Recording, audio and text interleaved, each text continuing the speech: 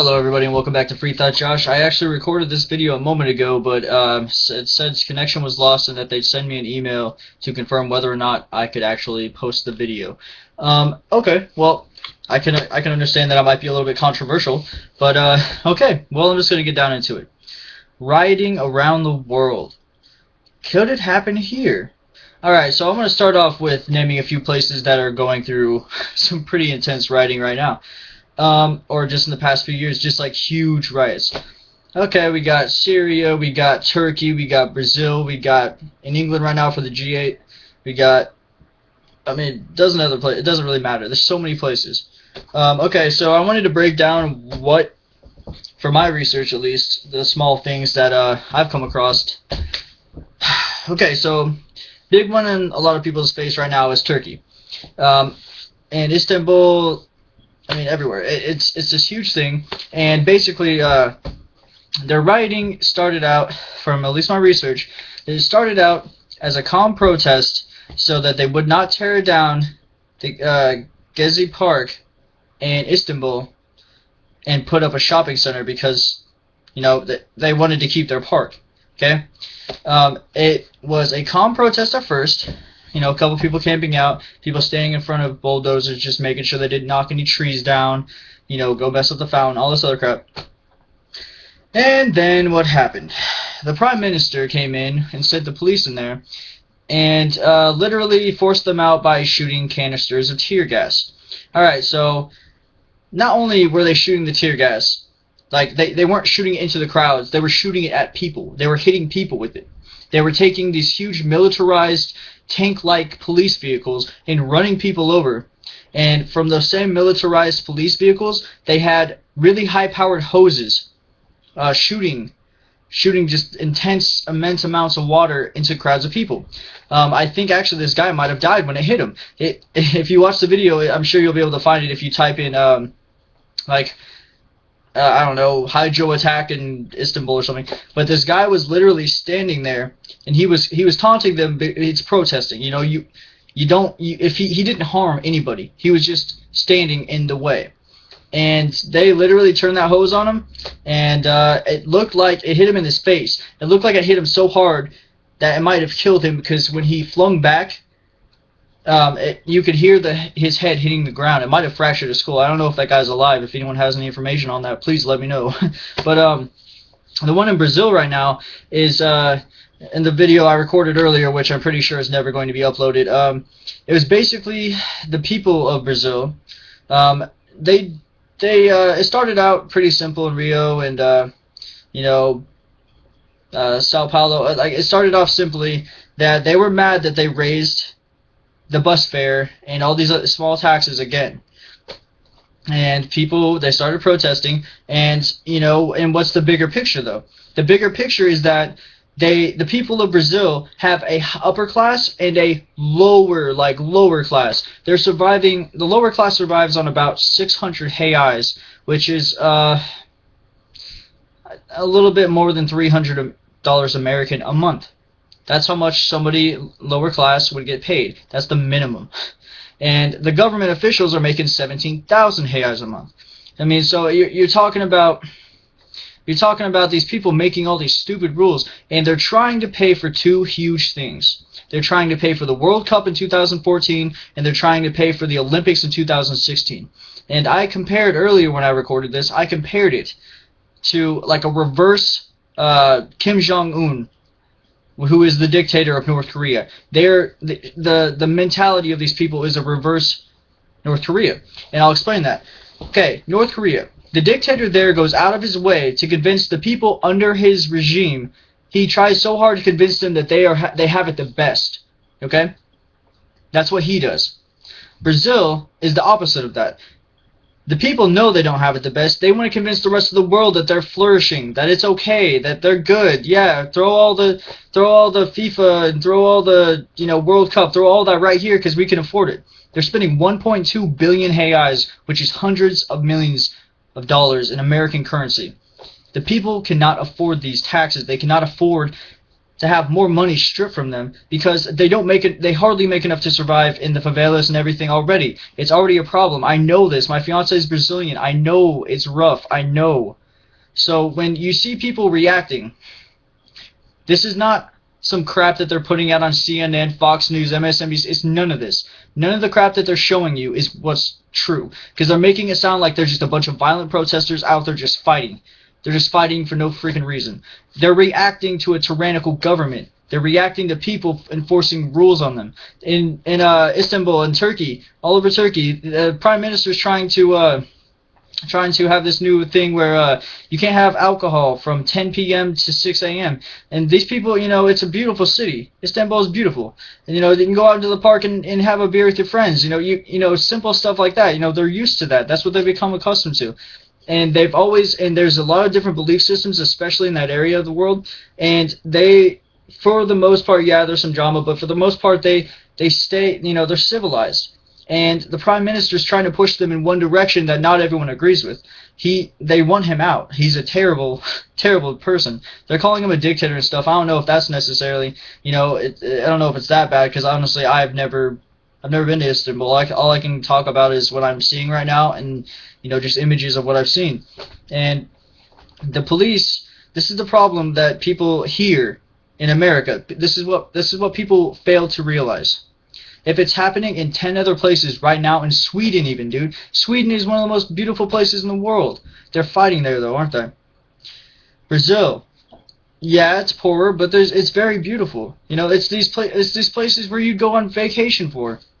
But here, it cannot happen here, right? You think that government's not going to keep making rules? Are you kidding me? It just leaked out from what's his name? I forgot his name. The guy who leaked the NSA spying on everybody, having millions upon millions of new information every day from phone calls, text messages, emails, all the stuff that they're just saving. Now they're building PRISM, a huge building out in Utah. My question is this. These people are being demonized on American media, calling them like just violent protesters, terrorists, whatever they want to call them these days. Terrorist seems to be a very popular word here. They're calling them all these demonizing things when they're not going to tell you what's actually happening. I suggest you go and check this stuff out yourself. Go look for a live feed in Istanbul right now. Go look for a live feed in Brazil. If you can get someone to speak English so you can actually understand, so you don't have to try to read the translation on the bottom, that may or may not be what they're actually saying. If you can do this research, I watched like 5 half-hour videos of a guy who has been to those places. He's been inhaling the tear gas that they're shooting at people. He's very nearly was missed by a high-powered hose. Like he's talking about. He said we are not the violent people. We're reacting with violence and that's in self-defense of their violence. The police are hurting people. I mean, it's ridiculous. He's outlawed. There's even mention from some stuff about the prime minister in Turkey that he's going to outlaw PDA, which if you went to high school in America, that's a public display of affection. It's going to be outlawed now. You can't do it. You're going to get fined or carried off. The people who tried to speak out against this tyrannical government in Turkey, where are they? The reporters, where are they? In jail. They were locked up. No one knows what are you going to do about it?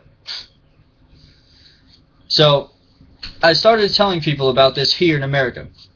I told a couple people, had a little conversation about it, and the illusion is that this place is somehow magically untouched by the influence of the rest of the world. People are standing up to government everywhere.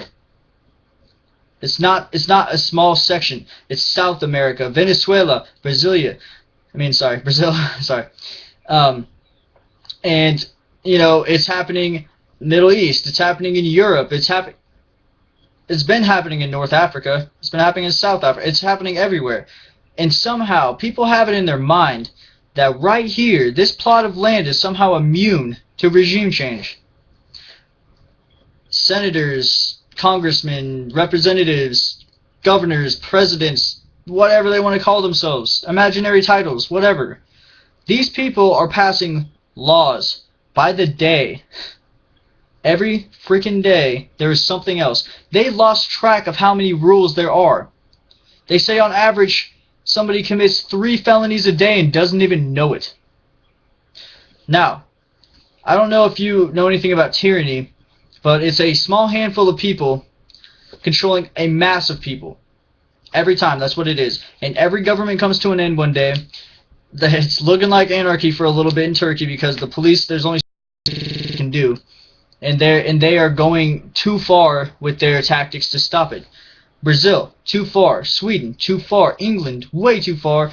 Syria, crazy. There's a 2-year war that's been going on for 2 years that they're just now starting to talk about a little bit more. Like, come on, people. You're not going to get your information from MSNBC, Fox News, CNN. You're not going to get it from there. You have to go to the online channels and find out what's actually happening, because they're sponsored by very wealthy people who would like nothing more than just to have their opinions spread out. And it's like 5 or 6 people run all those networks. So is it strange that maybe, I don't know, the news might just be another TV show creating more drama, propaganda all the time? It's lying. They lie all the time, and we know that. Nobody trusts them. But people are still watching it. People are still hopping on Facebook with a Fox News like, oh, you won't believe what happened in Benghazi. Okay, they reported some of it, but for the actual information on the incident, go do your research. Type it in. You'll find, pull up a million pages of people with eyewitness views of what happened. Cover-ups, all this crazy I'm not going to get into it. But all I'm saying is that rioting is happening all over the world right now. It's not some centralized event where, oh, it's only the Middle East. Oh, it's only Europe. Oh, it's only South America. Oh, it's only Africa. No. It's hitting everywhere. It happened at the Occupy movement here in America, at New York, Denver, freaking Oakland, everywhere. People literally would hop. I see the views at the bottom of these videos that I'm watching. People will hop onto YouTube.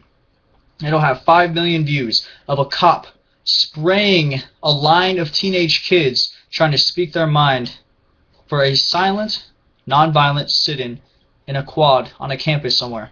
I think that was Denver. People will watch these videos of a cop just taking a huge can of mace and just walking down the row and spraying everybody sitting down, causing no harm to anybody.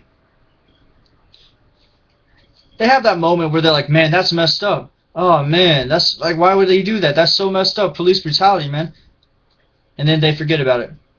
Even if they don't forget about it, they're not going to call in, try to find out who the officer was, get him fired, put him in jail. Oh yeah, people, it's getting pretty up there for the craziness right now. If anybody has anything else to say on this, I have no idea. I mean, the best thing I can say right now is police, if you know the law, which you don't. I'm not saying all of you don't. I'm saying most of you have no idea what law is.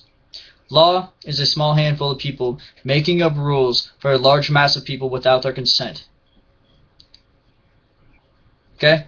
So when people don't want to follow these rules they don't consent to, instead of being a fellow human being, standing next to them saying, I don't even consent to this, because you get a pay stub every 2 weeks, you pick these innocent people up who have never harmed anybody, and you lock them in a freaking cage like an animal. It's okay, people. I don't know how much more I can say about this. I'm not going to go into the whole philosophical, tyrannical, regime change stuff. I'm not going to go so far into it. But take a look at it. I'll post some links, I guess. But yeah, go look up what's going on in Turkey, Sweden, Venezuela, Brazil, especially Brazil. Check out Brazil. I don't even know if I finished that. Yeah, I don't even know if I finished my comment before. So in case I didn't, North Korea wants to make their people think that they live in the best place, and completely shuts them out from the outside world. Brazil is shutting their people out from the rest of the world, but telling the rest of the world, hey, it's okay, we can afford this, we're Brazil, we're very profitable, bring it in here. Yeah, 2 huge events, it's not going to pan out to pay off as much as they're spending. I know that. Especially in the 2-year differential, 14 and 16. Okay, well, go ahead and post your angry comments for people who probably know a little bit more about some of the stuff than I do and want to say that I'm lying and trying to do whatever. Alright, everybody, this has been Free Thought Josh. If you have any comments or anything you'd like to say about this, go ahead and add me on Skype. It's Free Thought Josh. Or check me out on Spreaker.com. That's SPREAKER.com. Look up Free Thought Josh, and I'll be on there too. Stay prepared, and as always, think for yourself.